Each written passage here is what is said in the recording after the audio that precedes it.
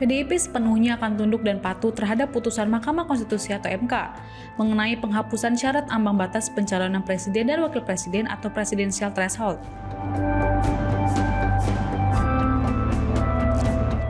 Ketua DPP PDIP Said Abdullah mengatakan, dengan keluarnya putusan nomor 62 tahun 2024, maka ketentuan pasal 222 Undang-Undang nomor 7 tahun 2017 tentang syarat pencalonan presiden dan wakil presiden oleh partai politik dan gabungan partai politik, paling sedikit setidaknya 20% kursi DPR atau memperoleh 25% suara sah nasional dalam pemilu DPR tidak berlaku lagi.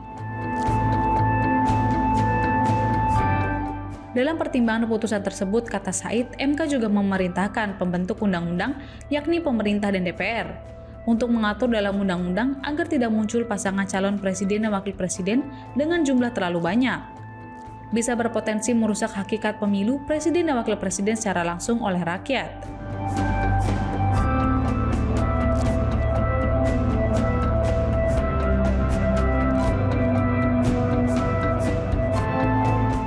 Said menegaskan bahwa semangat di DPR saat pembahasan pasal 222 dalam Undang-Undang Pemilu yakni untuk memperkuat dukungan politik di DPR terhadap pasangan calon presiden dan wakil presiden terpilih.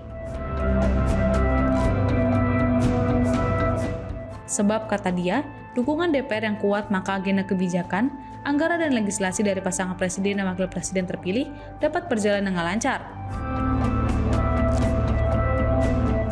Said menyampaikan dengan lahirnya putusan MK tersebut, DPR akan menggunakan mekanisme perekayasaan konstitusional yang diperintahkan oleh MK, melalui mekanisme kerjasama atau koalisi partai dalam pengajuan pasangan calon presiden dan wakil presiden.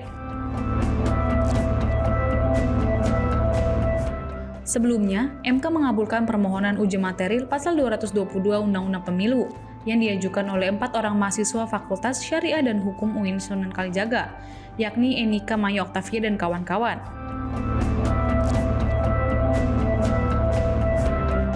Para pemohon itu mendalilkan prinsip one man, one vote, one value tersimpangi oleh adanya presidensial threshold.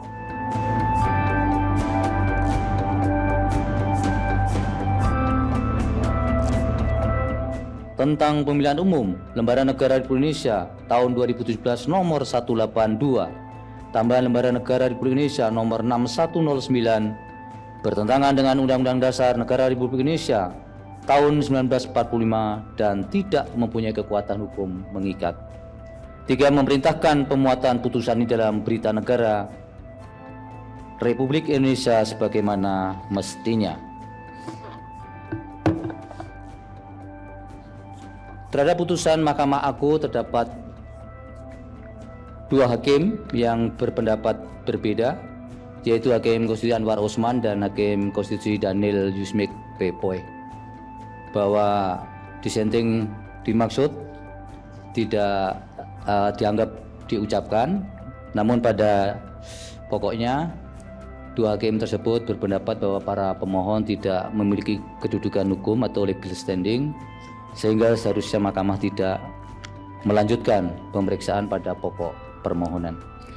Demikian diputus dalam rapat pemusatan hakim oleh 9 hakim konstitusi, yaitu nama-nama hakim dianggap diucapkan pada hari Selasa tanggal 3 bulan Desember tahun 2024 yang diucapkan dalam sidang plenum Mahkamah Konstitusi terbuka untuk umum pada hari Kamis tanggal 2 bulan Januari tahun 2025, selesai diucapkan pukul 3:15:27 waktu Indonesia Barat